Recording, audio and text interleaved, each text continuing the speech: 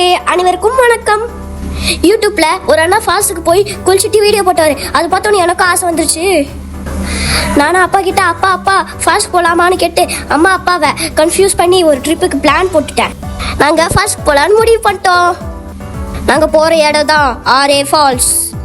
ஊத்துக்கோட்டையை தாண்டி ஆந்திராக்குள்ளே என்ட்ரு ஆகணும். அங்கே எழுத்துக்கெல்லாம் ஜிலேபியை பிச்சு போட்ட மாதிரி வட்டமாக இருக்கு. ஆனால் மக்களுக்கு தமிழோ தெரியுது, தெலுங்கோ தெரியுது.